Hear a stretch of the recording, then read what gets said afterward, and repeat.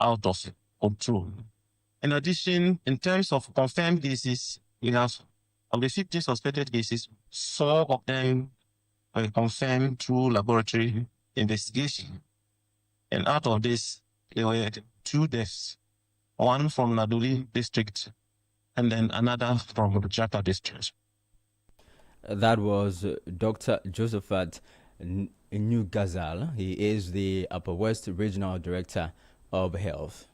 Away from that, rice farmers at the Weta irrigation scheme in the Ketu North municipality of the Volta region are raising alarm over the looming threat of post-harvest losses.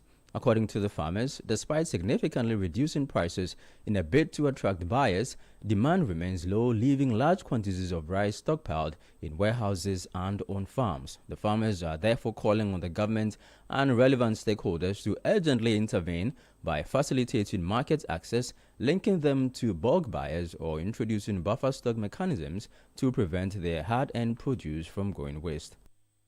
One, that there are no customers for our rice.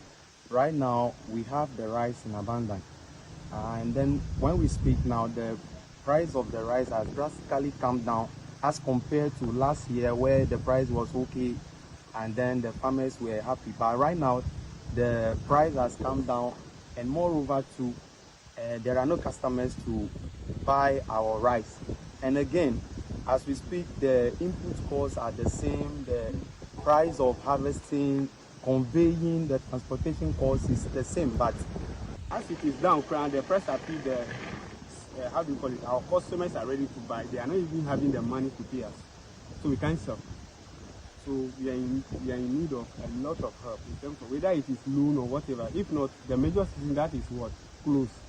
That we those that are into the farm without the use of the irrigation process, we need money to start our farming. Yes, March. So we need a lot of help. We want the government to come in. If in terms of taking it for maybe this school feeding project and the rest, I think it will help.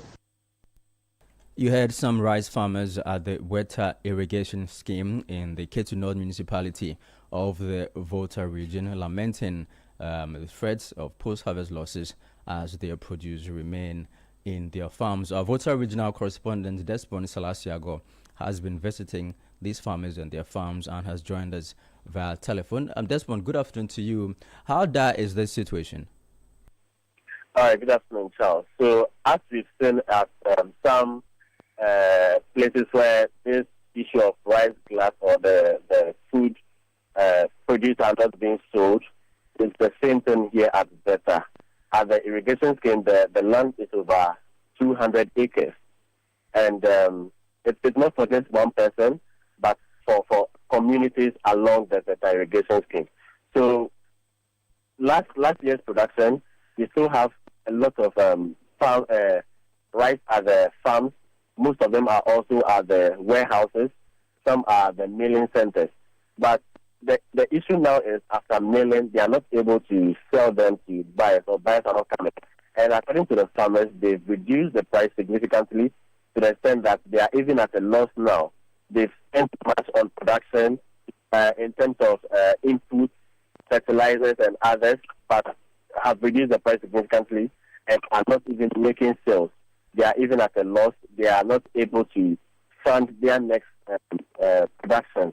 So in all, they are calling on government, the buffer stock and other local buyers to come to their aid, buy this farm goods from them to be able to stock for the next farming season, Charles.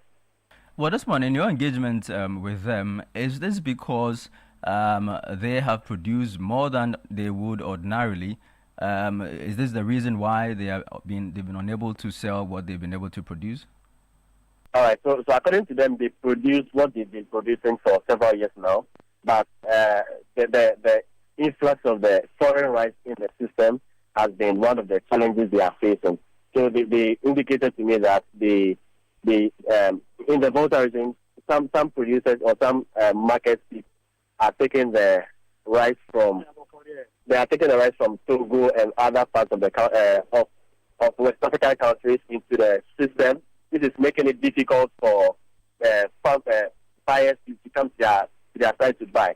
According to them, also, the dollar depreciation has also led to buyers now able to buy from foreign importers. So all this is making their businesses come to a standstill, and they're calling on government to also put in measures to forestall the import of this foreign rice into the country. So. All right. Thank you very much. Desmond Salasiago is a Volta regional correspondent, reporting that rice farmers at the water irrigation scheme in Ketu North are, lamenting that they have produced rice in large quantities, but they remain unsold because they are unable to find buyers to come and buy the rice. Let's move away from the Volta region. President John Dramani Mahama has called on African leaders to prioritize funding for gender equality. He warns that without sustained financial commitment, the continent's development will remain incomplete. Delivering the keynote address at the high-level breakfast meeting on financing and reaffirming Africa's gender commitments in Addis Ababa, Ethiopia, President Mahama said gender equality is fundamental to Africa's economic transformation. Let us be candid. Despite decades of declarations, Africa's gender agenda remains chronically underfunded. Gender-responsive programs are often the first casualties of fiscal constraints. When we decide to implement austerity, gender-responsive programs are the first to suffer. Women's rights organizations are expected to deliver transformational outcomes with very minimal resources. The care economy sustained largely by African women remains invisible in our budgets. Efforts to prevent and respond to violence against women and girls are severely under-resourced, and girls' education, particularly beyond basic levels, continues to face persistent financing gaps. And yet the evidence is unequivocal. Gender equality makes economic sense. Investments in women raise productivity. They strengthen our resilience, and they expand our economic growth. Every woman entrepreneur creates jobs. Every girl educated multiplies prosperity. And every barrier removed unleashes innovation. Now, President Mahama adds that Ghana is set to ratify the African Union Convention on Ending Violence Against Women and Girls. In February 2025, this assembly adopted the African Union Convention on Ending Violence Against Women and Girls, a historic step, and yet progress has been slow. Ghana has signed the convention, and we've initiated steps to ratify. This session of our parliament is going to ratify the convention. And I urge all member states to sign and ratify this convention before the end of 2026. Violence against women and girls is not only a moral outrage, it is an economic catastrophe costing Africa billions annually in healthcare, lost productivity, and justice expenditures, while devastating families and communities. Ratification of this convention is a clear declaration that violence against women has no place in our societies.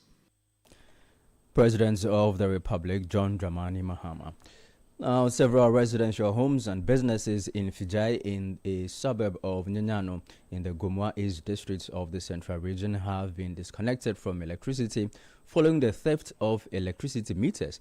Affected customers say the theft occurred on Tuesday night during a power outage in the area. They add that although the matter has been officially reported to the Police and Electricity Company of Ghana, they are struggling to raise the service charge of over 3,000 cedis being demanded for reconnection. We've been having this power outage. It's not something that we'll say it's once in a while, it's consistent. In a week, they can take the light about 5 days. Then the following week, the same thing. So it's like something that they are intentionally doing. Some ladies around have their shops. Some of them sell fishes and stuffs. But because of the power outage, they've closed their shop. When you, as you are coming, you will see a wine-story building. There is a cold store there. She's closed the shop because of this power outage. On my say area, Motriman area, Coca-Cola area, and no. They can off it at any point in time. Sometimes in the evening around 6, 7, they will off it till the next day. Sometimes it will even be more than a day. 24 hours we will be in the dark. I came to work in the morning only to realize that my meter was stolen. The ECG told us that no one would steal our meters and discouraged us from mounting metal guards. When we went to the ECG, the lady told us that we would have to pay either 2,500 cedis or 3,000 cedis, and that's way beyond our ability.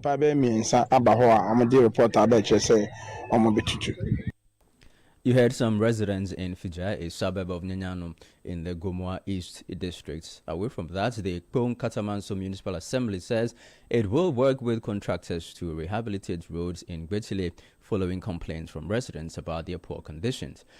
Residents of the area say the deteriorating roads are affecting their livelihoods. Speaking on the Citi Breakfast Show, the Municipal Chief Executive, Samuel Tetekwashi, stated that the project has been awarded and efforts are underway to restore the roads. They have been awarded. The contractors who will take care of the roads within that enclave are two. We have Black Oak and then we have Hugo Terrano. But you see, once again, the strategic nature of Iraq has become a challenge within that enclave. For example, working on the road from Calypso, that will link up to the Michelle Camp highway. And then one that goes to where we have the Energy Commission warehouse. We have MTN and other telcos cables beneath, as well as both CRA, GITCO, their oil pipelines also beneath it. The pipelines planted did not go down very well, the depth. So when the contractor came on site, and then we started putting one peg or the other at places so that work will start. Before they came, so currently we are engaging them. You have the Municipal Chief Executive for Kpong Katamanso, Samuel Tetekwashi Morton. This is still the City Prime News on 97.3 Citi FM. We're broadcasting from Accra. In the northern region, we're on Dasuma 99.1 FM in Yendi. In the Upper East region, the news is live on Word FM 88.3 in Zwarungu, Boga 102.7 FM in Boga Tanga, and Gunzang 90.1 FM in Tongo. In the Upper West region, we're on Westlink 88.1 FM in Laura and Pupeli 92.7 FM in Wa. In the Northeast region, the City Prime News is live on Eagle FM 94.1 FM. When we return, spike in HIV numbers pushes AIDS Commission to distribute free condoms ahead of St. Valentine's Day tomorrow. We are back with details. Please stay with us. City Prime News at 12 midday updates you on all the running stories and connects you to the newsmakers. We are gearing up for the trip of a lifetime. Heritage Caravan 2026. From 1st to 8th March 2026, 8 days, 14 regions, one legendary caravan. We're touring Ghana in the most spectacular way on the Heritage Caravan, exploring the beauty, history, and stories that make our nation unique. Rolling out from Greater Accra through Eastern and OT, up north to the Northern and Upper East, and all the way to the Western region, hitting iconic destinations across Ghana. The Heritage Caravan 2026 will be fun, educative, refreshing, and most of all, remarkable. Stay connected. Follow Channel 1 TV and 97.3 Citi FM across all social media platforms for updates and join the conversation using the hashtag Heritage Caravan 2026. The Heritage Caravan 2026 is powered by Channel 1 TV with support from Citi FM. And it's proudly sponsored by Holland Insurance, Piva Beverages, Omni Basic Bank, Caveman Watches, Gino, Didi Shito, Goyle, Mini-Me Achumo, and Admi Granite Paste. And it's supported by Nanes Rice. Heritage Caravan 2026, experience Ghana like never before.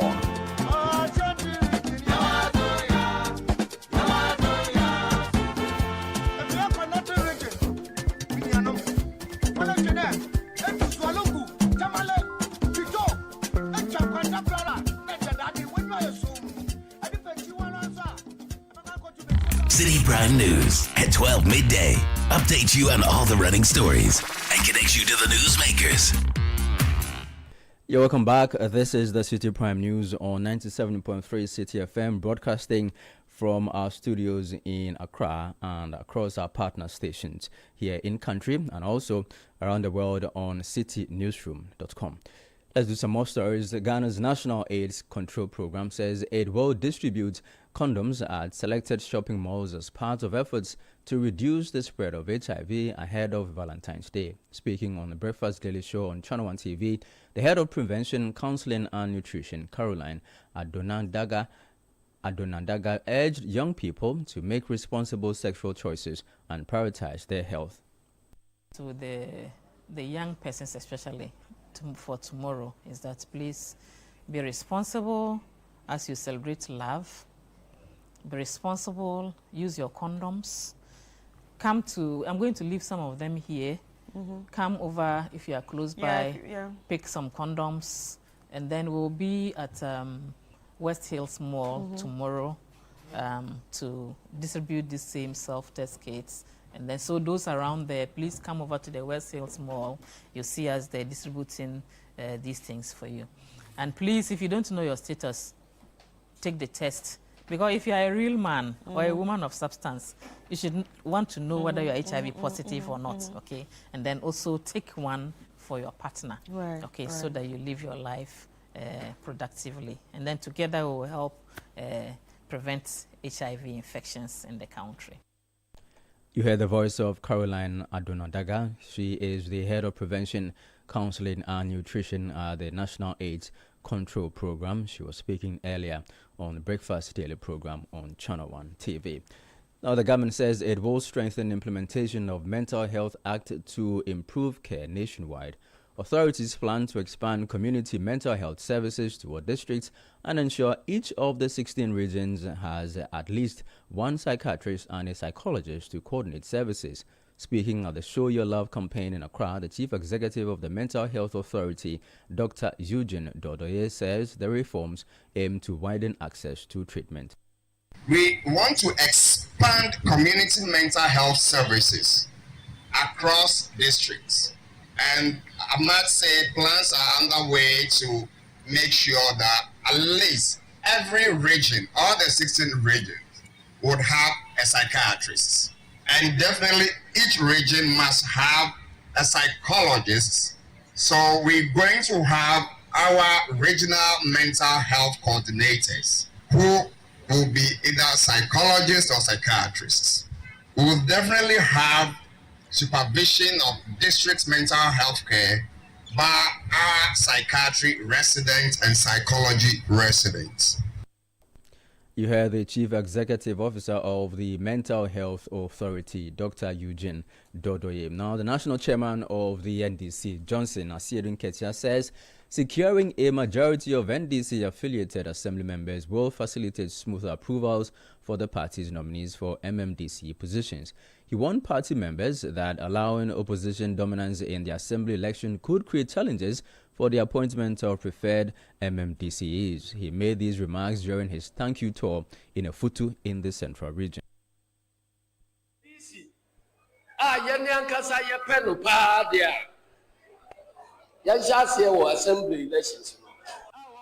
If we want a DCE of our choice, we must begin from the assembly elections.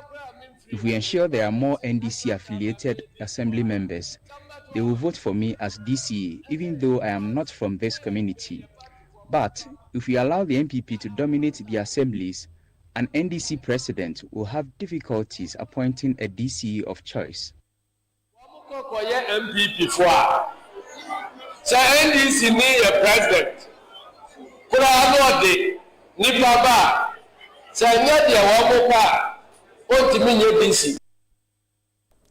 That was the chairman for the NDC, Johnson Asiedu Nketia.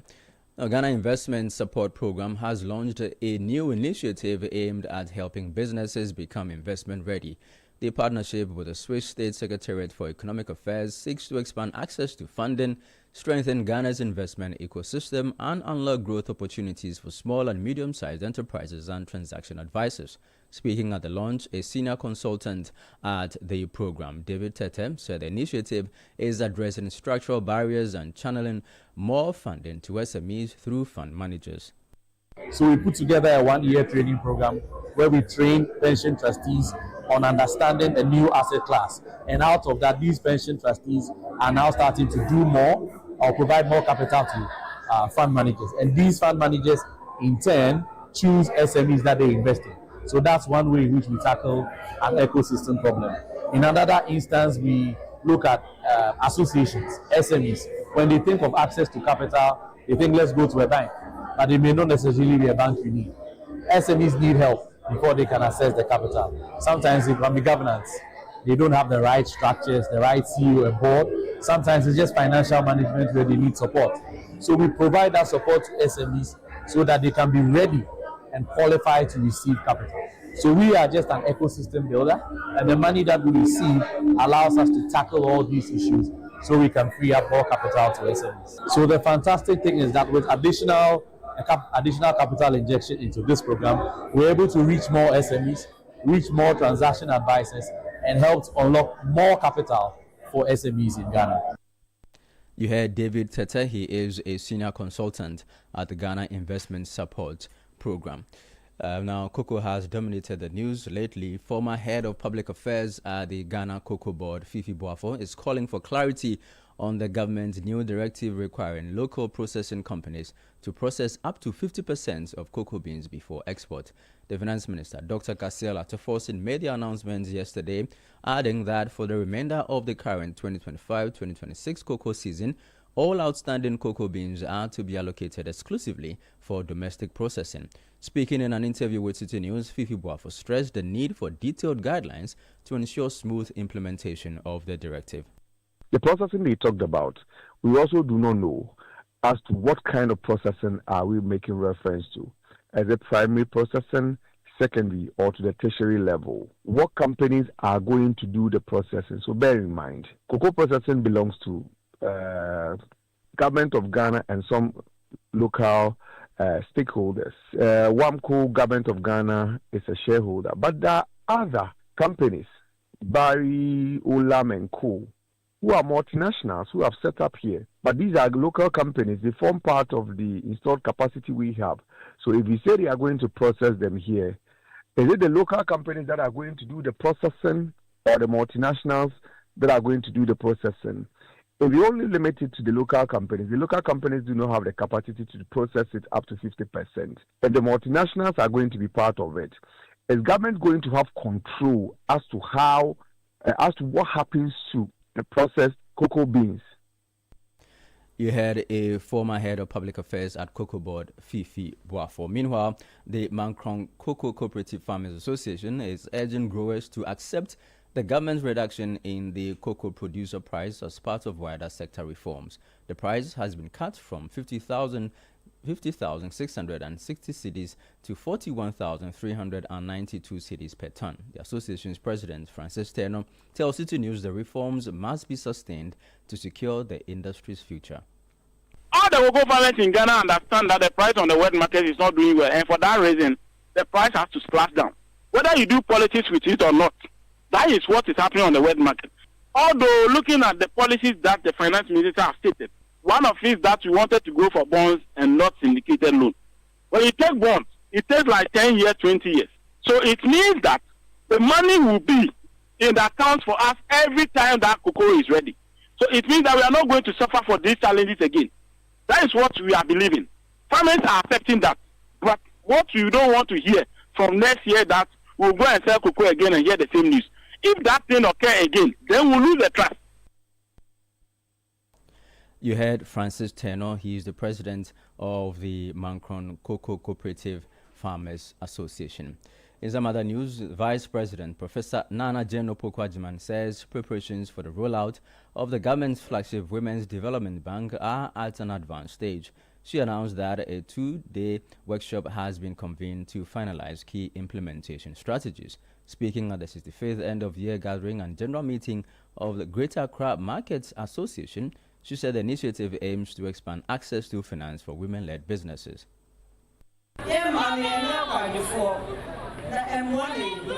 Women are not lazy. What we need is support.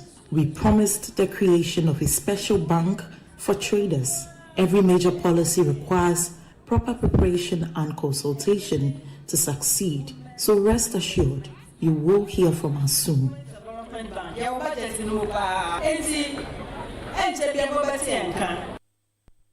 The voice of the Vice President of the Republic, Professor Nana Jane Opoku-Agyeman. Well, that'll be all for this edition of the City Prime News, which has been live from our studio here in Accra. For more news, log on to our website, citynewsroom.com. I am Charles Osukumi. Thank you for listening.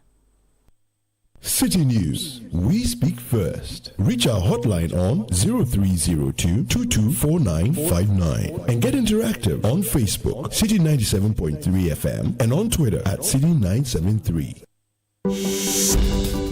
As a business executive, it is